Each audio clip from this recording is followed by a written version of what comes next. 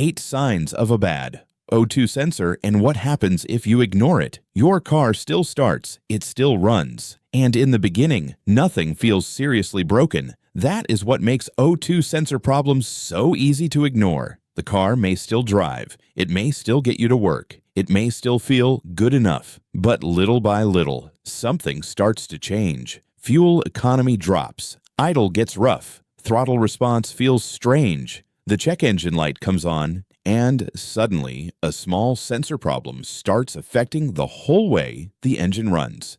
That is why this topic matters, because a bad oxygen sensor does not just trigger a dashboard light, it changes how the engine computer controls fuel. And once fuel control goes wrong, performance, efficiency, emissions, and long-term reliability can all start to suffer. The O2 sensor, also called the oxygen sensor, sits in the exhaust stream.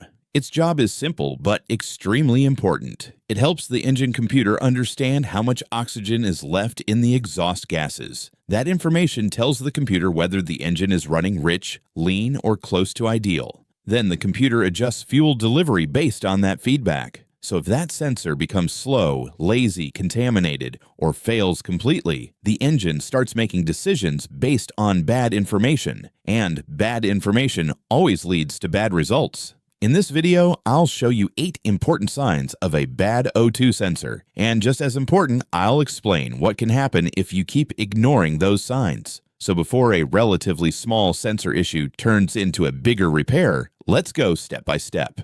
Sign number 1, check engine light. This is usually the most obvious sign. When an O2 sensor starts reporting values that are out of range or responding too slowly, the engine computer notices, and in many cases, it turns on the check engine light. Sometimes this is the very first thing you see. The car may still feel mostly normal, no big power loss, no dramatic noise, just a warning light. That is why so many drivers ignore it at first, because the car still seems fine. But the check engine light matters here because it often appears before drivability symptoms become severe. And if the light stays on too long, you may miss more serious changes that develop later. Now, one important thing. The check engine light alone does not prove the O2 sensor is bad. Other issues can trigger similar warnings too. But when that light appears together with poor mileage, rough idle, hesitation, or emissions-related problems, the O2 sensor becomes a much stronger suspect. Sign number 2, poor fuel economy. This is one of the strongest real-world symptoms.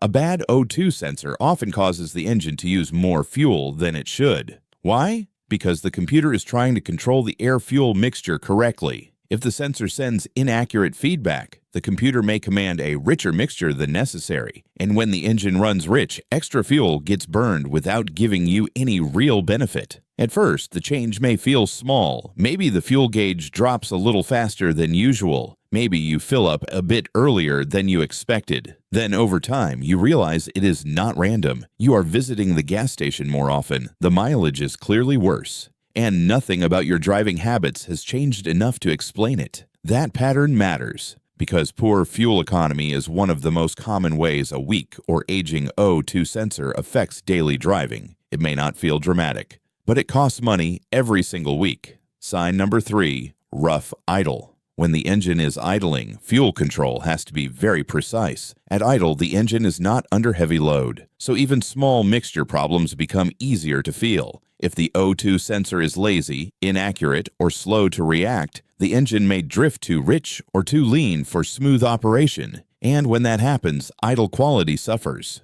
You may notice a shaky engine, slight vibration in the seat or steering wheel, RPM moving slightly up and down, or an idle that never feels fully stable. Sometimes the engine sounds normal for a few seconds, then suddenly feels rough again. That unstable pattern often points to fuel control issues, and O2 sensor feedback is a major part of that control. This symptom becomes even more important when it appears together with poor fuel economy or a check engine light, because that combination starts painting a very clear picture. Sign number 4, hesitation during acceleration. You press the gas.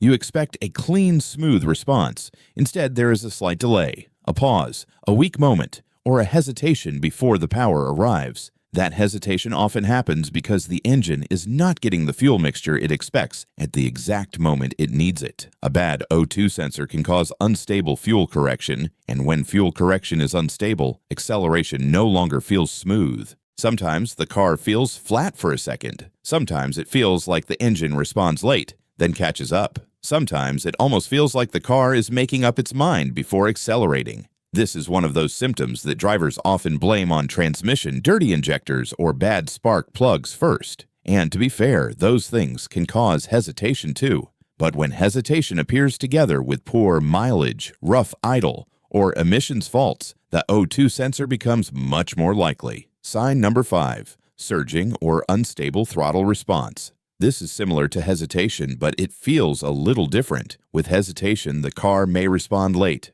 With surging, the car may respond unevenly. You hold the throttle steady, but the car seems to slightly gain, then lose, then regain power. That happens because fuel correction may be swinging too much, too rich, then corrected, too lean, then corrected again.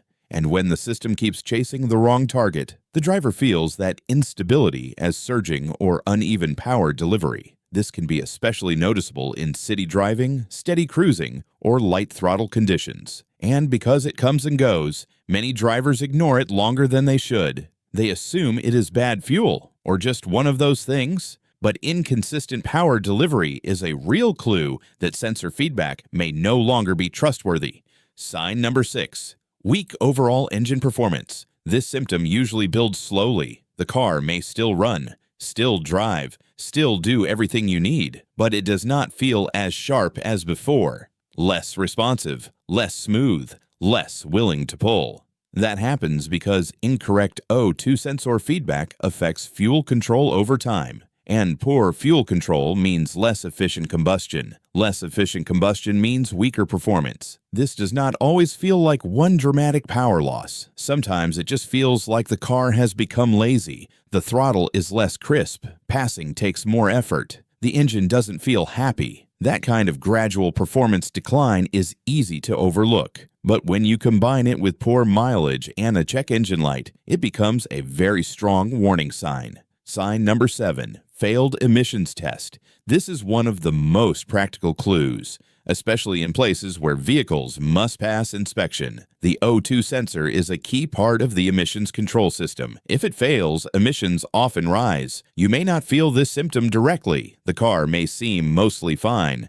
but when tested, the numbers tell a different story. Higher emissions, poor catalyst efficiency readings, or fuel control problems that push the car out of acceptable range. This matters because some O2 sensor failures show up in data before they become obvious in feel. So a failed emissions test can sometimes be the first strong sign that the sensor is no longer doing its job. And if that failed test appears with a check engine light, poor mileage, or rough idle, the case becomes even stronger. Sign number 8, catalytic converter damage risk if you ignore it. This is not just another symptom. This is the consequence many drivers notice too late. A bad O2 sensor can cause the engine to run rich for too long, and when that happens, excess fuel may enter the exhaust stream. That extra fuel creates extra heat, and over time, that heat can damage the catalytic converter. That is why ignoring an O2 sensor problem can become expensive fast, because an oxygen sensor is usually much cheaper than a catalytic converter. So the real danger is not only that the car runs worse today. The bigger danger is what that bad fuel control can damage tomorrow. This is why still drivable does not mean safe to ignore. If the sensor issue stays there long enough, the converter can become the next victim. And once that happens, the repair bill gets much bigger. Now here is something important. A bad O2 sensor can look like other problems: fuel injector issues, vacuum leaks, dirty MAF sensor, ignition problems, exhaust leaks, rich running engine faults. That is why guessing can get expensive, because many of these problems overlap in how they feel. So how do you narrow it down? Start with the pattern. Ask yourself, is the check engine light on? Has fuel economy clearly dropped? Does the engine idle rough? Does it hesitate or surge? Does the car feel weaker than before?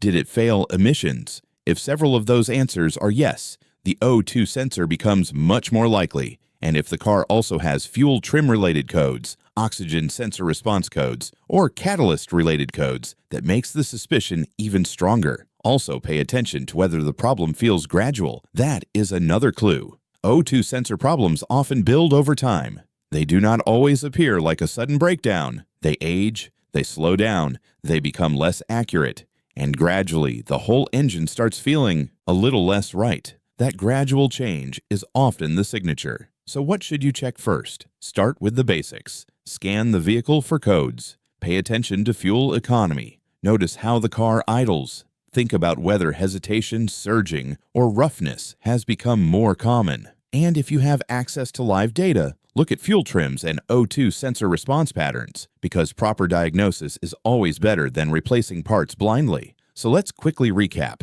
A bad O2 sensor may cause a check engine light, poor fuel economy, rough idle, hesitation, surging, weak engine performance, failed emissions, and if ignored too long, damage to the catalytic converter. Some of these signs start small, some grow slowly, and some may not feel dramatic until the problem has been there for a while. That is why this issue should not be ignored, because once the engine stops receiving accurate exhaust feedback, performance, efficiency, and emissions all begin to move in the wrong direction. And now I want to hear from you. What was the first sign your car showed? Check engine light, poor mileage, rough idle, hesitation, surging, or something else. Comment below with the exact symptom you noticed first. And if enough people mention the same issue, I'll make the next video on that exact problem.